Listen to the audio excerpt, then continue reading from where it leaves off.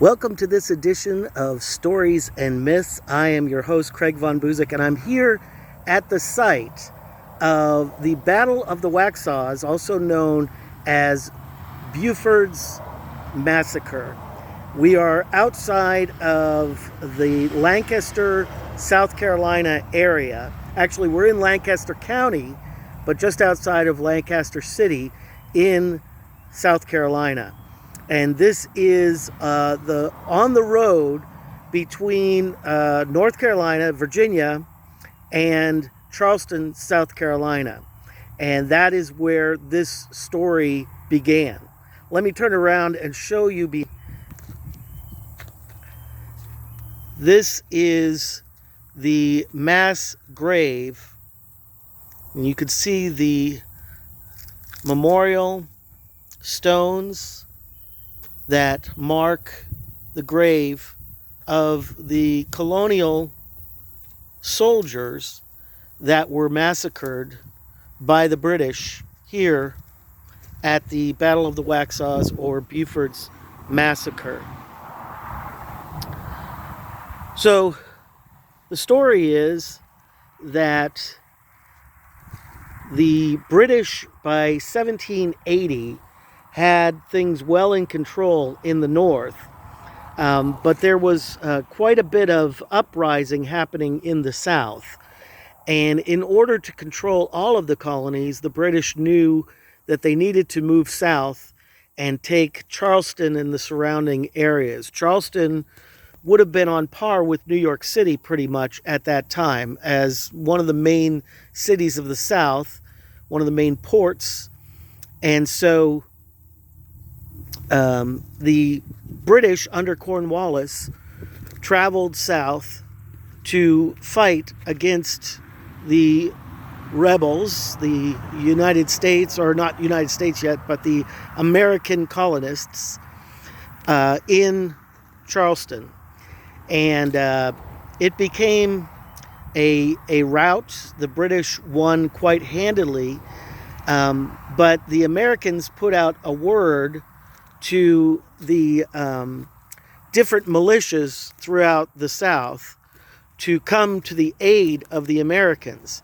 And so an officer named Buford gathered militia from Virginia and from North Carolina and made his way down towards Charleston to join in the fight. And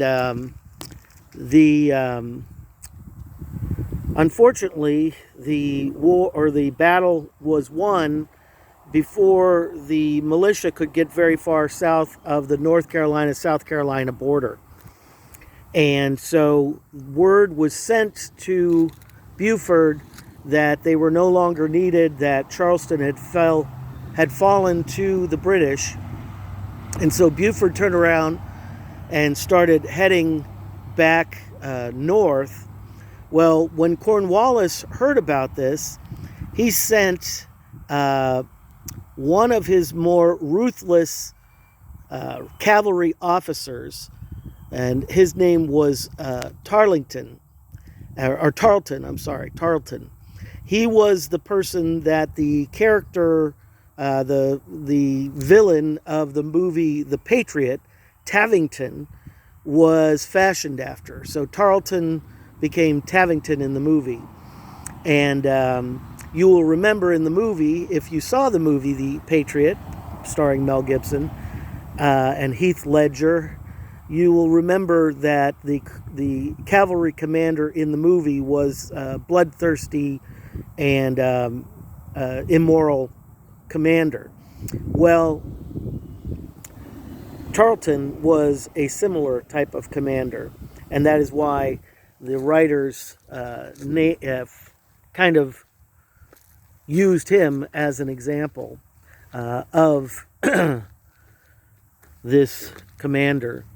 So what had happened is that Tarleton and his troops caught up with the militia, the colonial militia, right here on this ground that we're walking on right now. And it's called the Beaufort Battleground. This was placed here by the Waxhaws chapter of the Daughters of the American Revolution and Lancaster County Historical Commission in May 1955, in order that all may continue to share the sentiments of that group of patriotic citizens of Lancaster County who erected a monument here on June 2nd, 1860. The inscriptions of this memorial are the same as those on the original monument. So, as I said, Tarleton caught up with Buford here on this ground, and there was a battle. Tarleton charged, and Buford unfortunately waited until it was the cavalry was only 10 yards away before he gave the order to fire, which was a big mistake. And so when he did that, the cavalry overran his left flank, which caused basically his whole line to collapse. And in the midst of this, Tarleton fell from his horse, and he was wounded, but there was a rumor that he had been killed.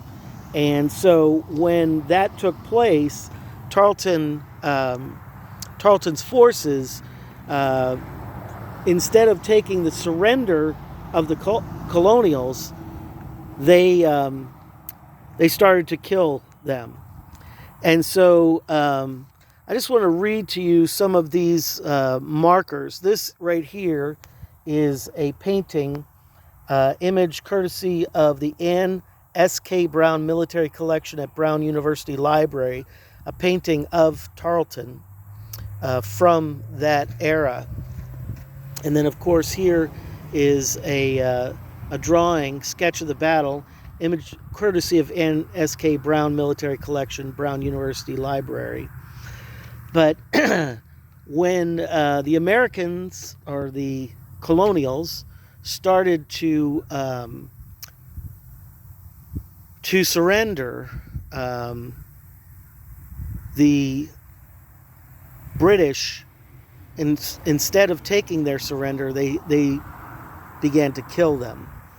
And some fled, but in the end, it was a very one-sided affair, a major British victory, but also a major stain on the British Army.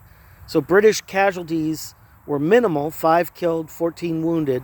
American losses were substantial, 113 killed, 150 wounded, many of whom later died, and 53 taken prisoner.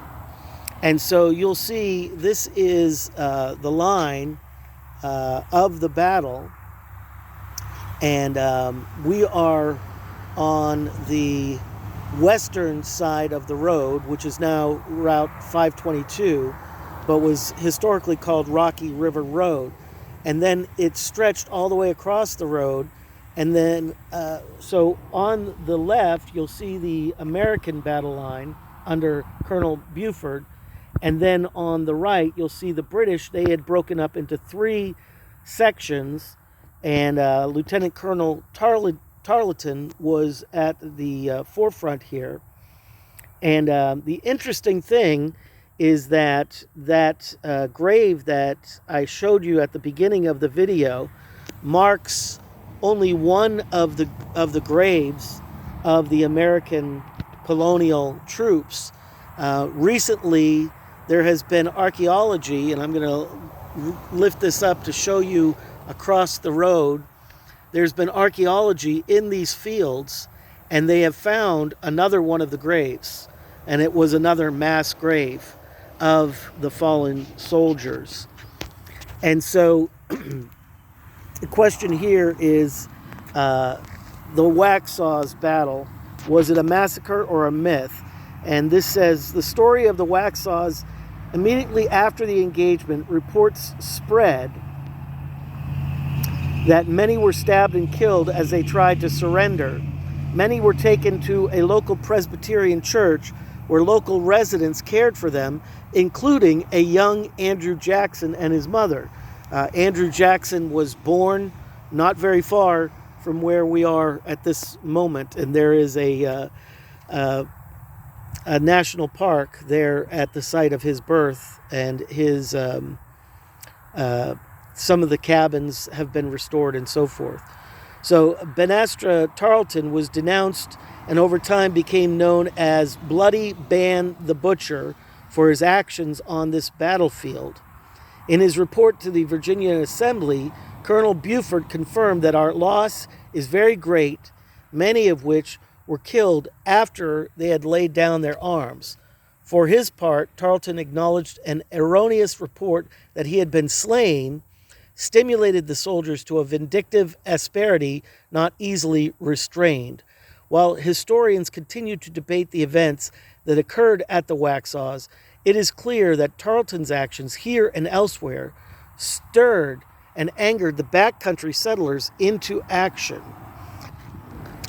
During this period, after the fall of Charleston, the British governor ordered the very heavy-handed kind of loyalty oath. So I'm just going to read here for you. To spark to independence, after the surrender of Charleston in May 1780, all organized patriot resistance in the South was nearly extinguished. However, the British followed their victory with heavy-handed treatment of the rural population. General Clinton proclaimed that those who did not take an oath to the king would be treated as rebels and enemies to their country. None could remain neutral. Throughout the Carolinas, the conflict disintegrated into terrible civil war. Loyalists sought vengeance on their beaten patriot neighbors. Patriot militia rallied and treated loyalists in a like manner, and that can be seen in the movie The Patriot. As the British Legion burned and pillaged the countryside, stories were told and retold of the slaughter at the Waxhaws. Indeed, the phrase Tarleton's Quarter became synonymous with cruel treatment and the execution of prisoners. So what happened is that after this, the battle in Charleston and the loss in Charleston, and then this massacre here at the Waxhaws, there began really a civil war between the colonials. So you had the loyalists to the crown, and then you had the patriots or the colonials. And there was true brutality. It was probably the worst brutality in the entire Revolutionary War that took place here in the South, and in particular in South Carolina. So you would have the British would attack the Patriots, and they would have a victory, but then the Loyalists, primarily fighting guerrilla warfare because they just didn't have the troops here in this area, would then counterattack, and there were hangings, and there was torture, and there was a lot of different people that would betray their neighbors. And even within families, there would be brother fighting against brother. It was truly a civil war in that respect. Here is the roadside sign here, and you see the flags, the Beaufort Massacre, 1780. So this is a beautiful park, but it is more than likely going to be expanded because, as I said, they have discovered more graves across the street. Now, I don't know if they will disinter those bodies and bring them over here, which would kind of make more sense, to have it in one place.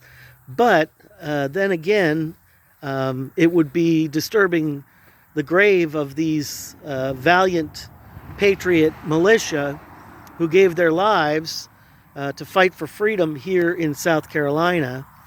And so it may be that they will create some sort of a crosswalk and have a path over to the other grave. I don't know. We'll have to wait and see. I don't know what the plans are. This was a recent discovery, and so there's still a lot of discussion of what needs to be done. Here's another little marker here that I'll read for you. The Beaufort Massacre, May 29th, 1780. On this site, Colonel Abraham Buford's force of about 350 American patriots, while returning to Hillsborough, North Carolina, following the fall of Charlestown, were overtaken by British troops commanded by Colonel Banastre Tarleton. It is historically told that the Patriots' white flag of surrender was disregarded as Tarleton's forces massacred the Americans. 113 Patriots killed and buried here in mass graves, 150 wounded, most of whom died within a few days, 53 captured, and only a few escaped on horseback. From this battle came the war cry, "Remember Tarleton's Quarter." This monument is dedicated to the honored memory of the men who fought and died for our independence this 29th day of May 2005, the 225th anniversary of the battle. So from here, the war moved north into the hills of North Carolina. You had the Battle of Kings Mountain, and then Cornwallis was moving back north overland, and that was at a point where the French, working with Lafayette, were planning with George Washington, General George Washington, to fight alongside the American colonists against the British. Now, you need to remember that from the perspective of the French, this was part of a world war that they had been raging on and off against the British for control of North America, and they much preferred having the Americans as an ally than their enemy, the British. And so the French Navy was dispatched to come to America, and they coordinated with George Washington to push the British north with the hope that they could bottle them up, which is exactly what they did at Yorktown. So Cornwallis hoped to have an escape behind him of the British Navy at Yorktown in the York River, which feeds out into the Chesapeake Bay and then out into the Atlantic.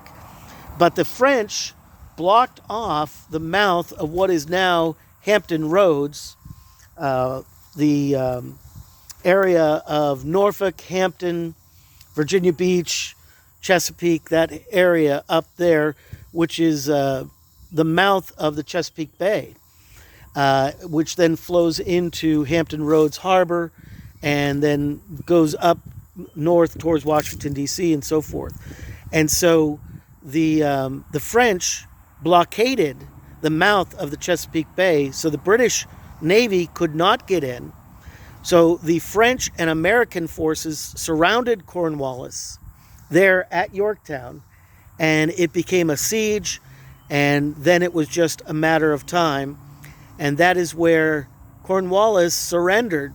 He was quite surprised by how that all occurred, but he was bottled up, and he ended up surrendering there at Yorktown. But this was one of the steps towards that surrender. The valiant but tragic story of these militiamen who gave their lives in pursuit of freedom during the Revolutionary War. So once again, we're so glad that you've been a part of Stories and Myths. This is a program that airs every Thursday evening, 7 p.m. Eastern United States time. And we would love for you to be a part of this program by sending in your questions, or maybe there's a particular part of history. It doesn't have to be American history. It could be any history that you would like more information about. And this program is meant to share stories of inspiration, stories that make one think, stories maybe that cause one to be angry, and hopefully stories that move people in regard to making better lives and better decisions for themselves. Mark Twain said it this way. He said, history does not repeat itself, but history rhymes. So that we're seeing happening right now, I believe, in Afghanistan. This is not a repeat of what happened in Saigon after Vietnam, not a perfect repetition of history, but it certainly rhymes. There's certainly a lot about it that is similar to what happened after Vietnam and what happened in Saigon. And so in the next couple of weeks, we're going to talk about the history of the September 11th attacks, the history of the war in Afghanistan. Why did America and the Allies go to war in Afghanistan? Why did it end up that the Allies remained there for 20 years? And why has there been such a tragic, in my opinion, withdrawal in such a disorderly fashion? And what does that mean for the future? So, as Mark Twain said, history is currently rhyming. And these programs, like Stories and Myths, hopefully help people to make sense of it as much as we possibly can. In order to make sense of what's happening now, you really do need to understand what has happened in the past. And then you put the puzzle pieces together to hopefully make sense of what is happening now. And then that will help you to make decisions for yourself, for your family, for your decisions for the future, and for when you step into a voting booth and you pull that lever, who you vote for. Hopefully that will be informed by the stories that we tell and others tell to make sense of history in order to make sense for today. So once again, I'm your host, Craig Von Buzik. We'd love to have you come back. If you have a question you'd like us to answer, if you have a story from history you would like to know more about, go to vonbuzik.com. VONBUSECK, that's my last name, vonbuzik.com, and go to the Contact Us button and send in your question or your suggestion for a program. And while you're there, you can check out my different books. My most recent 2 books just came out earlier this year in 2021. One is Victor, The Final Battle of Ulysses S. Grant, which is a biography of the last 2 years of his life. And the other one is called Forward, The Leadership Principles of Ulysses S. Grant, which is a companion book that talks about Grant's leadership and what made him successful. And these are principles that I then marry with current academic scholarship and research on what leadership works and what leadership has not worked as well. I marry the two together to help understand how it was that Grant was successful and perhaps suggest some principles that you could put into practice in your own life to bring success in your endeavors. So once again, we look forward to seeing you again next week on Stories and Myths, Thursday night, 7 p.m. Eastern Time. Same bat time, same bat channel. I'm Craig Von Buzik. Have a wonderful evening, morning, afternoon, wherever you may be around the world. Take care.